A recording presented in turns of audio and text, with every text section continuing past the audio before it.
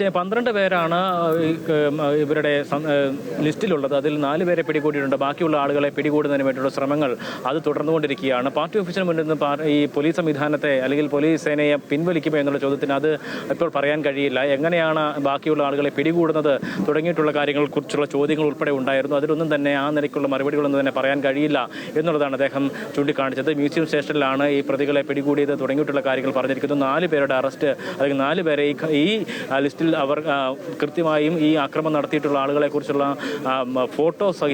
ഫോട്ടോയും വീഡിയോയും ഉൾപ്പെടെ ഉണ്ടായിരുന്നു. അതനുസരിച്ചാണ് ഇവരെക്കുറിച്ചുള്ള പ്രതികളെക്കുറിച്ചുള്ള വിവരങ്ങൾ തേടിയത്. അതനുസരിച്ച് 4 പേരുടെ അറസ്റ്റ് രേഖപ്പെടുത്തുകയായിരുന്നു. തുടർന്ന് ബാക്കിയുള്ള 8 പേരെ കൂടി പിടിക്കാനുണ്ട്. അതിനു വേണ്ടിയിട്ടുള്ള ശ്രമങ്ങൾ പോലീസിന്റെ ഭാഗത്തു നിന്നും തുടർന്നുകൊണ്ടിരിക്കുകയാണ് എന്നുള്ളതാണ് അദ്ദേഹം പറഞ്ഞത്. എന്തായാലും ഇവിടങ്ങളിലൊക്കെ തന്നെയും പോലീസ് സേനയെ വിന്യസിക്കും. അത് പിൻവലിക്കുന്നതിനെക്കുറിച്ചുള്ള ഒരു അല്ലെങ്കിൽ അതിനൊരു ഉറപ്പ് പിൻവലിക്കും എന്നതിനെക്കുറിച്ചൊരു വ്യക്തത വരുത്തിയിട്ടില്ല. എന്തായാലും ഇവിടങ്ങളിലൊക്കെ തന്നെയും ഈ പോലീസ് ഉണ്ടാകും എന്നുള്ളൊരു കാര്യം അദ്ദേഹം പറയുന്നു. ED ആയതുകൊണ്ട് മാത്രമല്ല ഇത്തരത്തിലുള്ള സമ്മർദ്ദം ഉണ്ടായിരിക്കുന്നത്, മറിച്ച് ഇന്ന് രാവിലെ ഉണ്ടായ സംഭവങ്ങളെല്ലാം തന്നെ മാധ്യമങ്ങളിലൂടെ എല്ലാവരും കണ്ടതാണ്, നിങ്ങളെല്ലാവരും തന്നെ കണ്ടതാണ്. അതുകൊണ്ട് തന്നെ അതിൻ്റെ ഗൗരവം മനസ്സിലാക്കിക്കൊണ്ട് തന്നെയാണ് അത്തരത്തിലുള്ള ഈ ഒരു നടപടികളിലേക്ക്, ഇങ്ങനെ ഒരു നടപടിയിലേക്ക് തന്നെ പോകുന്നത് എന്നുള്ളതാണ്. എന്തായാലും പോലീസിന് പാർട്ടി ഓഫീസിനുള്ളിൽ പ്രതികൾ ഇപ്പോഴും ഉണ്ടോ എന്നതിനെക്കുറിച്ചുള്ള ചോദ്യങ്ങളൊക്കെ തന്നെ ഉണ്ടായിരുന്നു. അതിനെക്കുറിച്ചൊന്നും പറയാൻ കഴിയില്ല എന്നുള്ള വളരെ നിസ്സഹായതയോടെയുള്ള ഒരു മറുപടിയാണ് അദ്ദേഹത്തിൻ്റെ ഭാഗത്തു നിന്നും എന്തായാലും ഉണ്ടായത് എന്നതും ശ്രദ്ധേയമായിട്ടുള്ള കാര്യമാണ്. എന്തായാലും ബാക്കിയുള്ള പ്രതികളെ കൂടി പിടികൂടുന്നതിന് വേണ്ടിയുള്ള ശ്രമങ്ങൾ